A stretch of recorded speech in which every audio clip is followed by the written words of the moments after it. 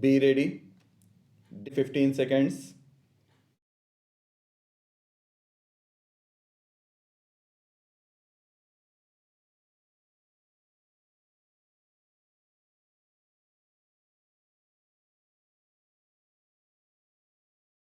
Madam, there was also a reference to unemployment, which I agree is a very serious problem which requires serious attention. Our government has certainly given it the desired attention and taken up those programs which have helped in generating employment both in the rural areas and in the urban areas. According to my friend, the number of unemployed is increasing, maybe compared to 1947 and now, yes. But he must not forget that the India of 2000 is not the India of 1947. The face of India has changed. The face of our rural India has changed. Our population, madam, has more than trebled in this intervening period. If we talk in terms of pure mathematics, then the entire population of India as on 15 August 1947 has been brought above the poverty line. But what have they themselves been doing for the poor and for the unemployed, both in West Bengal and in Tripura? Have employment and poverty vanished from West Bengal? Has it vanished in Tripura? In the case of West Bengal, it is the one state in India where the economy has been most mismanaged, where employment is given not keeping in view the deserving nature of a case, not keeping in view the social and economic plight of an individual, but whether he holds the red card of the CPIM or not. The same were appointing party cadres as school teachers without any school buildings, denying employment to genuine unemployed youth because the people are more inclined towards the Congress government. These friends on the other side are becoming upset to an extent that they have refused to accept the verdict of the people.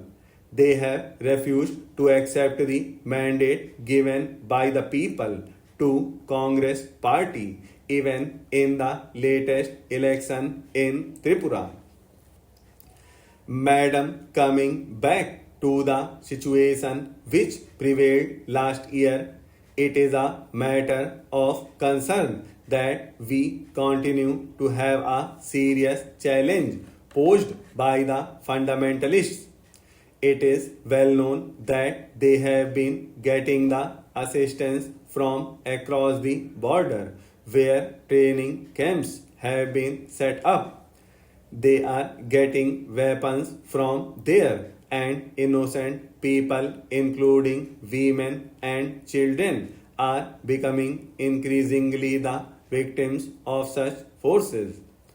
We condemn this outside interference and assistance, and we should not have any reservations.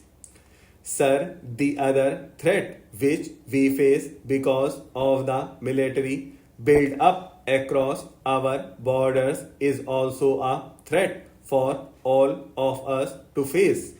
While I will dwell on it later, what I find is that friends on the other side sometimes ignore or refuse to accept that it is equally their responsibility to be one with the government on these issues, those issues which concern all of us as a nation.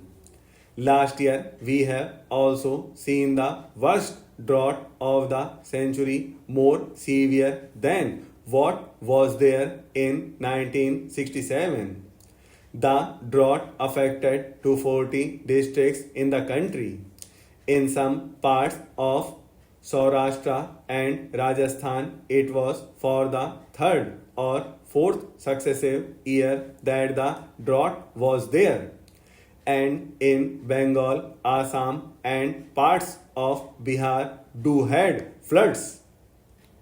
It was a great challenge, and I commend the government for having geared itself up. The government did not for a moment shy away from its responsibilities.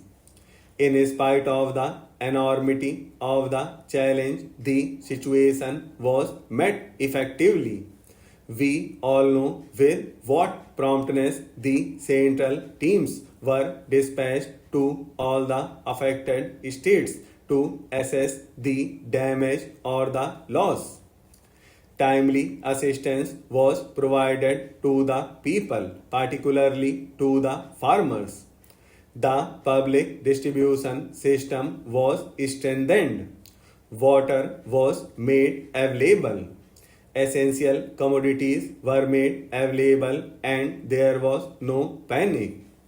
In any other country, particularly in a developing country, a crisis of this magnitude would have resulted in panic.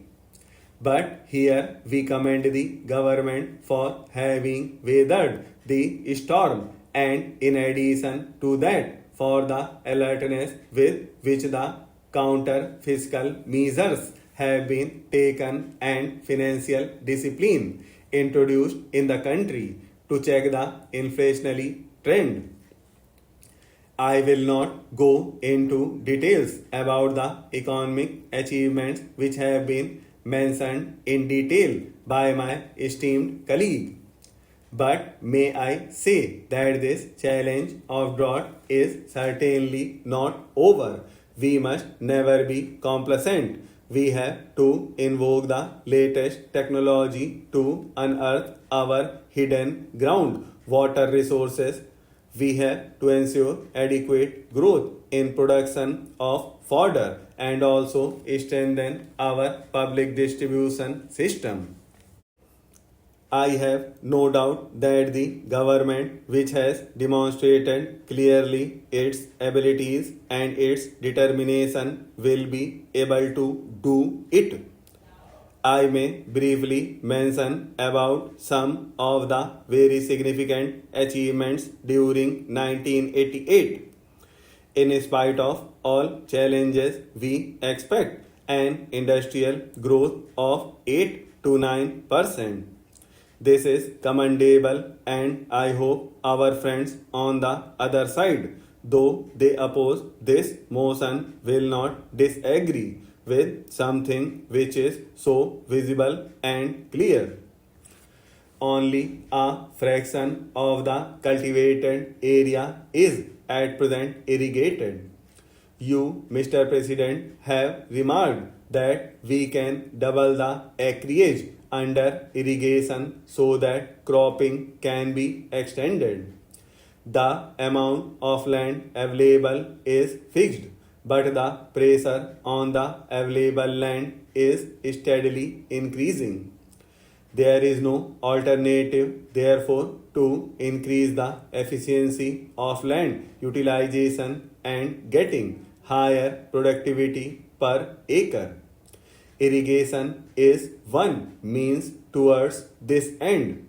It is important that we utilize fully and rapidly such irrigation potential as has been already created.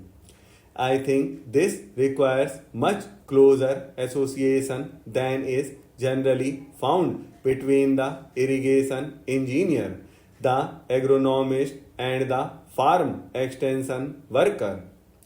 Planning for the utilization of water must commence at the time an irrigation project is conceived. It cannot be left to be taken up when construction is advanced or after storage has been completed. I have been heartened to hear of the good work which has been done in the Kosi area.